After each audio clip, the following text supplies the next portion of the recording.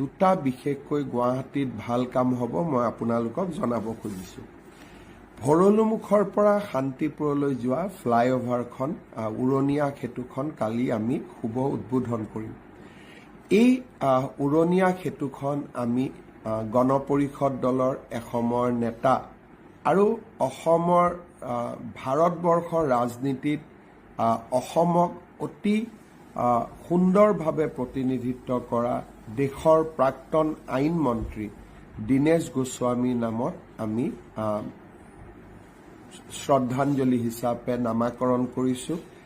দীনেশ গোস্বামী ডাঙৰীয়া সেইগৰাকী ব্যক্তি আছিল যিগৰাকী ব্যক্তিয়ে কেন্দ্ৰীয় সাহায্য অসমলৈকে 70% ৰাজ্য চৰকাৰ আৰু 30% কেন্দ্ৰীয় চৰকাৰৰ বিপৰীতে 90-10 কৰিছিল, অৰ্থাৎ 90% কেন্দ্ৰৰ সাহায্য আৰু 10% অসমৰ অংশীদাৰ।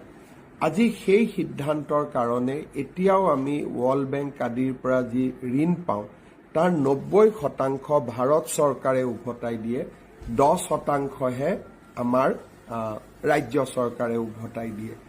মই দেখাৰ ভিতৰত সমসাময়িক ৰাজনীতিত দীনেশ গোস্বামী ডাঙৰীয়াৰ বৰঙণি আছিল অপৰিসীম।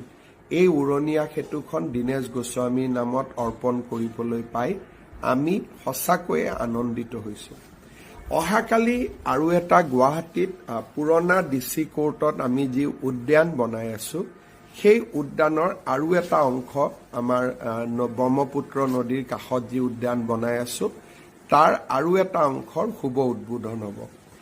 এই যিখন উদ্যান তাত আমি এটা ৰণস্মৃতি পিলাৰ বনাইছোঁ বা স্তম্ভ বনাইছোঁ, শৰাইঘাট ৰণস্মৃতি।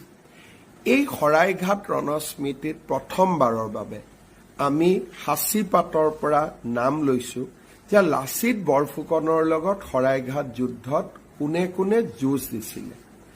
স্বৰ্গদেউ চক্ৰধৰ সিংহ, স্বৰ্গদেউ উদয়াদিত্য সিংহ,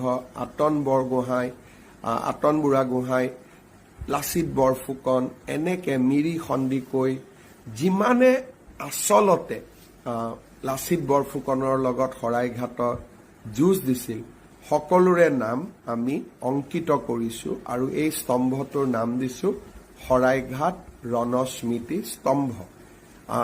স্বাভাৱিকভাৱে সাঁচিপাতত আমি বাঘ হাজৰিকাৰ নামটো বিচাৰি নাপালোঁ আৰু সেইবাবে তেখেতৰ নাম তাতে আমি লিপিবদ্ধ কৰা নাই।